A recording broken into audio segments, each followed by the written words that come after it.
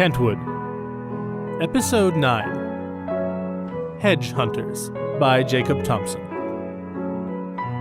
Good evening.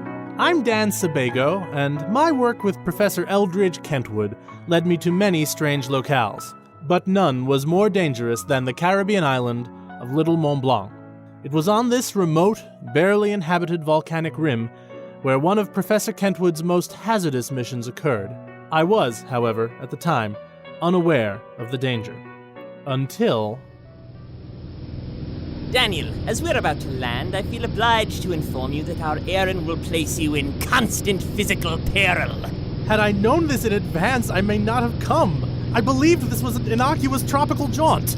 Nothing could be further from the truth. We shall court death from the outset as we attempt to overwhelm the murderous Von Becks, both of whom are high among the ranks of the deadliest people in the Western Hemisphere. If there is a way to minimize the danger, I would prefer to go that route. Alas, this verdant canopy that we fly over conceals the bones of a hamlet's worth of murdered men. Again, this is the sort of thing that I would rather understand before I go on a trip.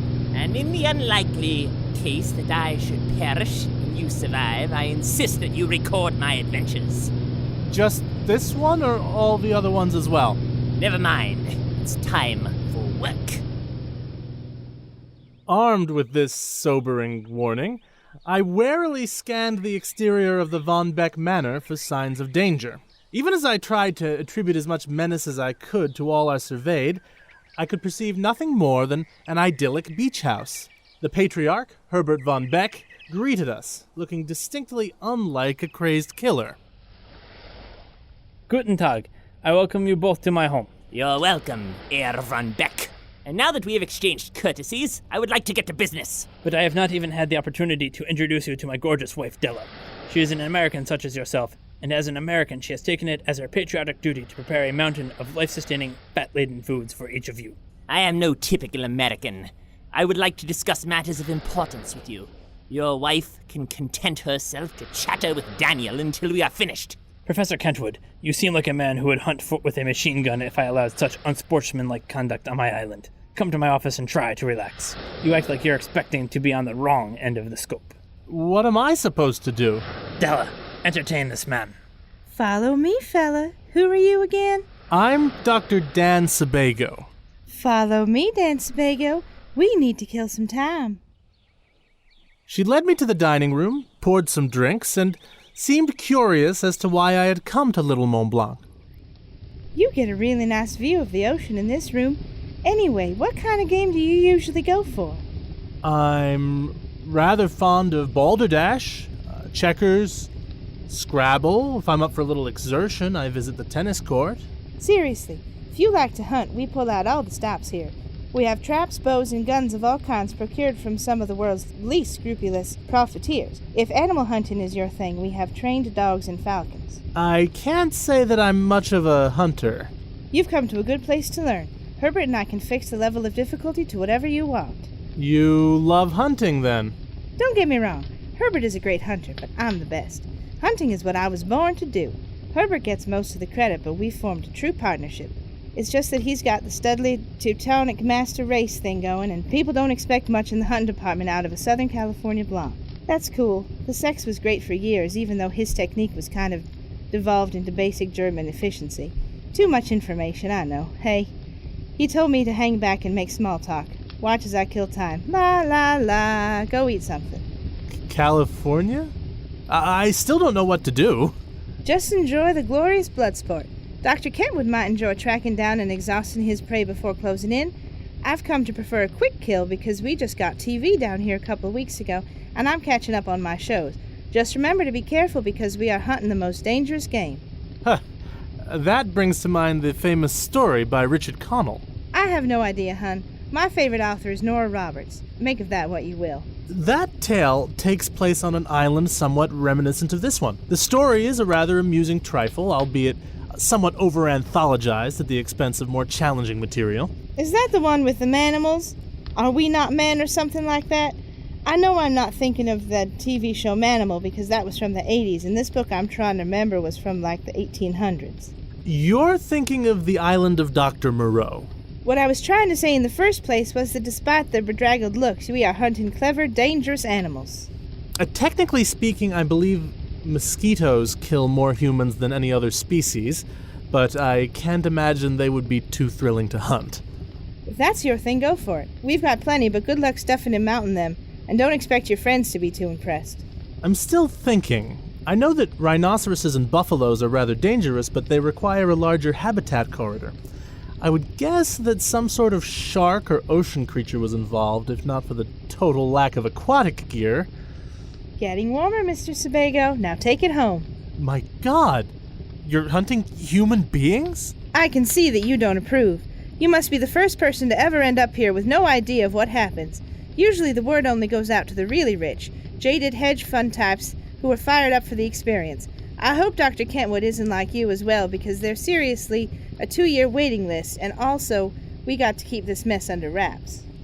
Where do you keep your victims, murderess? Calm down. I poured you this drink, so down the hatch and chill out. You think you can poison me? First of all, if I wanted to poison you, I got darts in my pocket that would have done the trick a couple minutes ago. Second, you're a client. Even if you're an uninformed bitchy client. You didn't come here from a secret prison or a refugee camp. I do want you to explain something to me. What, you monster? I know I've heard the name Eldridge Kentwood somewhere, and it's kicking around in my brain. Why is that? He's an internationally renowned detective and philosopher who's been published in over a dozen fields. He was the guy who bankrupted Cuba, right?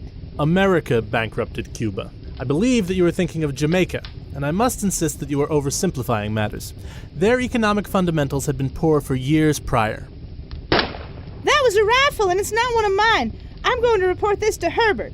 From personal experience, I can tell you Professor Kentwood hates to be interrupted.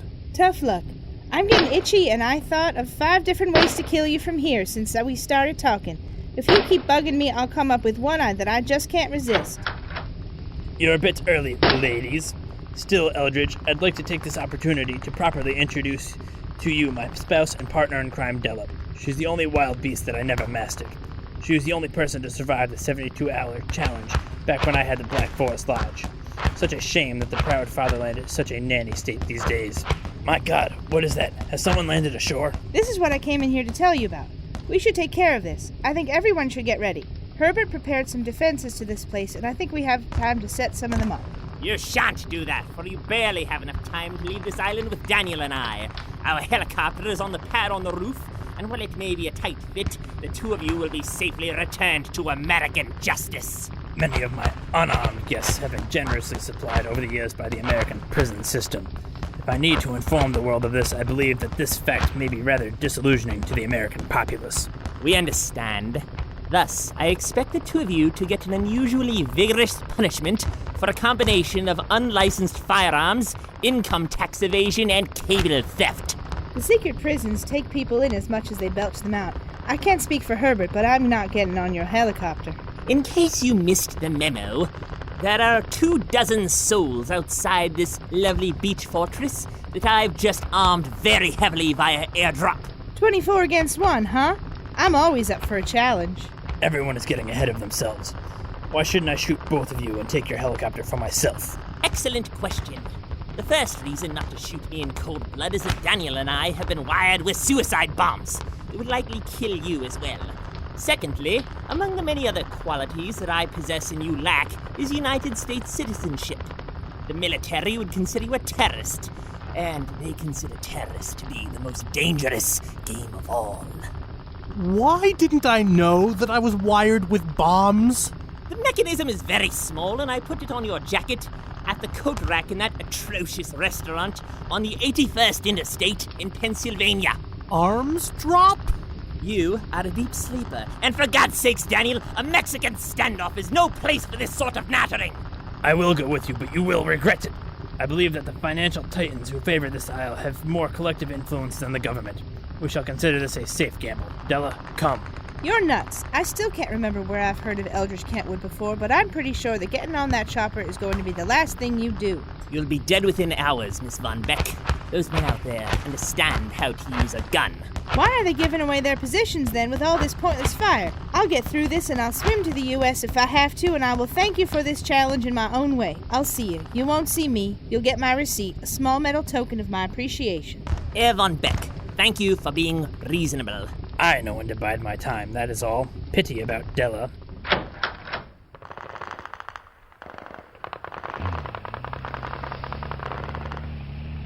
How often have you worked for the government, Professor Kentwood?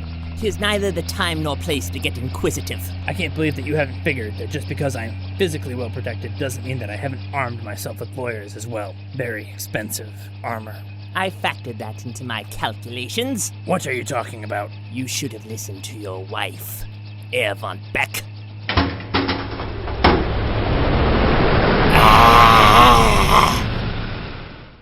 And that, as they say, was that.